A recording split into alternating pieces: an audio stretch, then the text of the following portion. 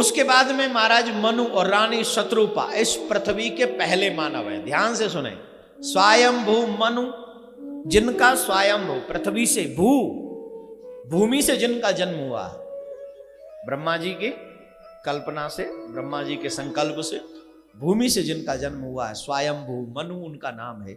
और आप देखिए, हर एक भाषा में, कोई भी भाषा वर्ल्ड वाइज जिसका उच्चारण किया जाता हो, मनु महाराज के नाम से, इंग्लिश में, हमारे यहां हिंदी में उसको मानव कहते हैं, इंग्लिश में उसको मैन कहते हैं।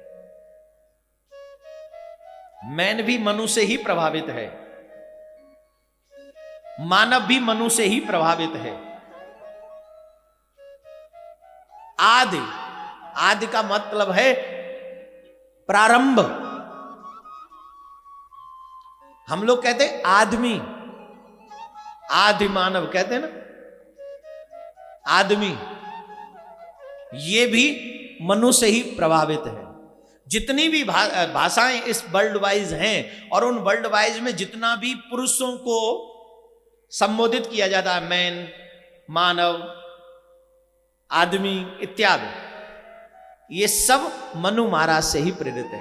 क्यों? क्योंकि वही पृथ्वी के पहले मानव हैं, वही पहले मानव हैं जिनसे यह सृष्टि का सृजन हुआ है, जिनसे इस सृष्टि का प्राकट्य हुआ है। मानव जाति वहीं से प्रारंभ हुई। रामायण प्रमाण देती है, स्वयंभू मनु और शत्रुपा, पृथ्वी से दोनों का ही जन्म हुआ था, रानी शत्रुपा का और महाराज मनु का। महाराज मनु पहले पुरुष हैं, रानी शत्रुपा पहली स्त्री हैं, जिनसे ये मानव जाति का प्राकट्य हुआ है। बोलो राधे राधे, जोर से बोलना पड़ेगा। सप्तचरु तीर्थ के पास बिस्तता नदी है, उसकी शाखा है देविला नदी के तट पर मनुष्य जाति की उत्पत्ति हुई है। प्रमाण चाहे हमारे अनेकों प्रमाण बताते हैं कि ये सृष्टि तभी से उत्पन्न हुई है, और इस सृष्टि के पहले जो मानव हैं वो महाराज मनु है। और अधिकांश पृथ्वी की जो मानव जाति की उत्पत्ति है, रचना है, वो भारत के उत्तराखंड अर्थात ब्रह्मवर्त क्षेत्र में हुई है। मानव का हिंदी में जो अर्थ है वह है जिसमें मन, जड़, हमारा मन हमसे ज्यादा तीव्र है। हमारा जो मन है ना, आप क्या करते हो? बोले जो मन करता है। आज तो मेरा मन घूमने का कर रहा है, आज मेरा मन कुछ खाने को कर रहा है, आज मेरा मन, मनु से ही मन, मनु से ही है ना मन।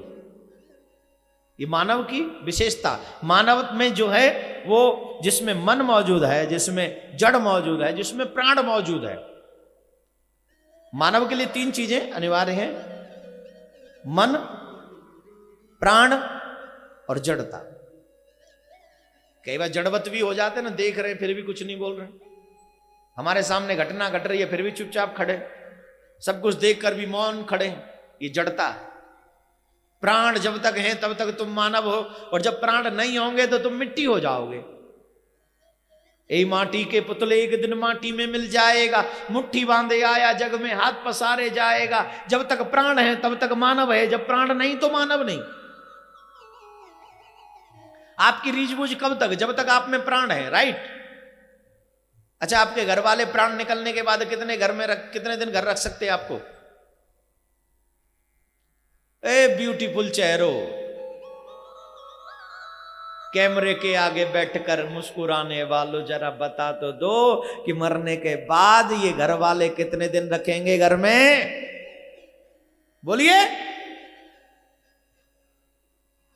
हैं? फिर लोग आपकी वीडियो भी नहीं देखेंगे, बोले मर गया क्या वीडियो देखना है इसका, बंद करो।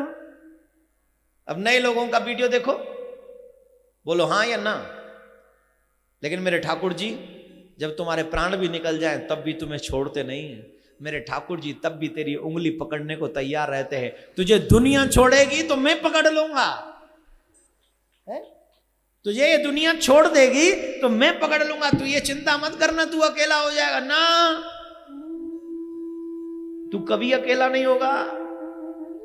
दुनिया जिसे छोड़ देती है उसे मैं स्वीकार कर लेता हूं, उसे मैं पकड़ लेता हूं, लेकिन मैं उनको कभी नहीं पकड़ता जो दुनिया को छोड़ना नहीं चाहते। आपने छोड़ा है दुनिया को, चाहे 3 घंटे के लिए सही, और मेरा ठाकुर इसी बात से प्रभावित होगा तुमसे। मेरा ठाकुर तुम्हारी उंगली जरूर पकड़ेगा। नहीं पकड़ेगा तो उनकी जो अभी तक निकलने का जिन्होंने मन भी नहीं बनाया है, राइट। अगर उनसे, अब मैं उनके विषय में कुछ नहीं कहूंगा, उनकी वो जाने, अपन तो आपकी बात करेंगे सब जो हमारे फ्रंट पे बैठे हैं, जिन्होंने अपने ठाकुर के लिए 3 घंटे छोड़ने की एक हिम्मत की है और 3 घंटे का त्याग किया है। हम उनकी चर्चा करेंगे। किनकी चर्चा? जिन्होंने 3 घंटे का ही सही त्याग किया है। ये 3 घंटे नहीं, आपको आने जाने में भी तो टाइम लगता है। जब से आप घर से निकलते हो, जब तक घर पहुंचते हो, तब तक का त्याग है आपका। और ये बहुत बड़ी उपलब्धि है मेरे भाई।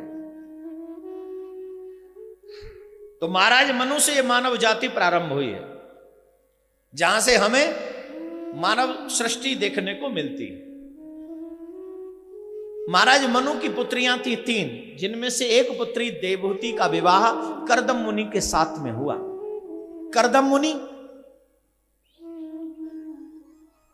जिनकी 9 कन्याएं हुई, और 9 कन्याओं के बाद 10वीं संतान के रूप में स्वयं कपिल देव भगवान प्रकट हुए। देखिए भाई, एक बात बताऊं, पहले कन्या का विवाह करने के लिए यह नहीं पूछा जाता था कि बेटा कितना कमाता है। पहले कन्या का विवाह करने के लिए यह पूछा जाता था कि बेटा कितना भजन करता है, कितने साल तपस्या कर चुका है, भगवान को मानता है कि नहीं। पहले यह पूछा जाता था। आजकल क्या पूछा जाता है? कितना कमाता है। और इसीलिए जब उस बच्चे को कोई और अच्छी मिल जाती है तो उसको तो ज्यादा कमाता है, वो तो कुछ भी कर सकता है, वो तो गिफ्ट भी दे सकता है किसी को, क्योंकि ज्यादा कमाता है, उस पे ज्यादा है। आजकल ये नहीं पूछा जाता। आजकल पूछा जाता है कितना कमाता है। पहले पूछा जाता कितना भजन किया है, कितने साल तपस्या की है। पहले ये पूछा जाता था। बोलो राधे राधे। जोर से बोलना पड़ेगा, और जोर से बोलना पड़ेगा। कितना तपस्या की है। राजकुमारी कर्दम मुनि के लिए ब्याही गई देवहूति। राजा मनु थे ना, राजा थे, उनकी बेटी राजकुमारी हुई। और राजकुमारी को किसके साथ ब्याह दिया गया? बोले एक बाबा जी के साथ, जो भजनानंदी है, जो तपेश्वरी है, जिसने हजारों वर्ष तपस्या की है। कर्दम मुनि के साथ ब्याह दिया गया। किसको? देवहूति को। और ये देखिए कैसे भजनानंदी हैं, विवाह करके लाए, बैठ गए समाधि में, भूल गए कि मेरा विवाह हुआ। और कई साल गुजर गए, सालों साल गुजर गए। आजकल की किसी बहू को ब्याह लाओ और जाके जो है 2-3 साल के लिए तपस्या करने चले जाओ, फिर क्या होगा? बोलो बोलो ना। बहू क्या करेगी? वाइफ क्या करेगी? बोलो हैं? वाइफ कहेगी तू तपस्या कर, मैं, है ना? राधे राधे बोलना पड़ेगा। बोलो आज की वाइफ 3 साल इंतजार करेगी क्या? आजकल तो शादी नहीं होती, उससे पहले टिकट कंफर्म। कहां की?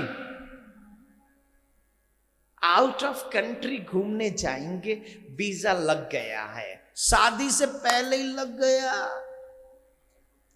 कहां जाएंगे? बोले आउट ऑफ कंट्री।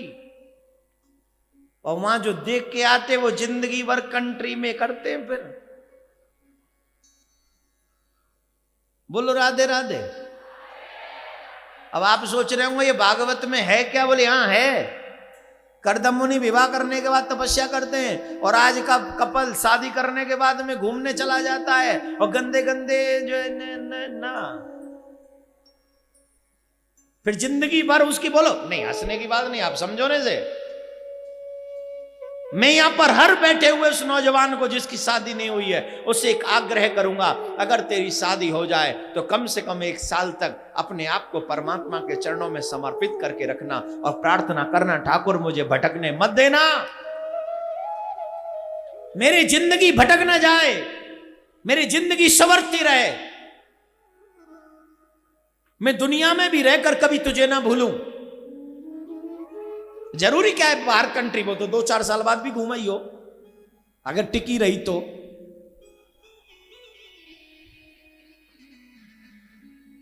सामान 100 वर्ष का पल की खबर नहीं, इतनी लंबी व्यवस्था करते हैं लेकिन 1 मिनट का भरोसा नहीं। लेकिन मैं फिर भी आपसे आग्रह करूंगा, निवेदन करूंगा, मैंने आजकल कुछ भक्तों को देखा है वो अपनी शादी भी किसी तीर्थ में कराने को तैयार होते हैं, बच्चे भी।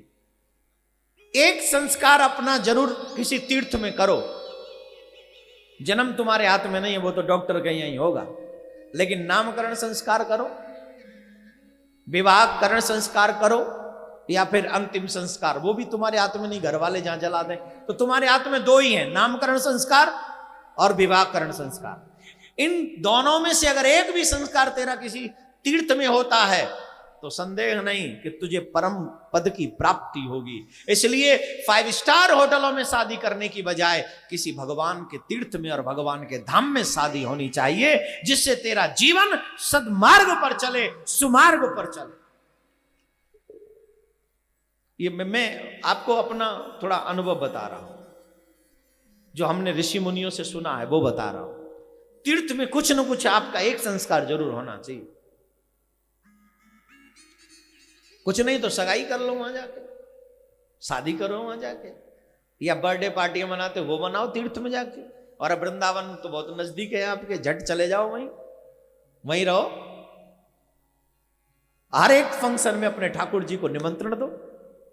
है ना आइडिया अच्छा?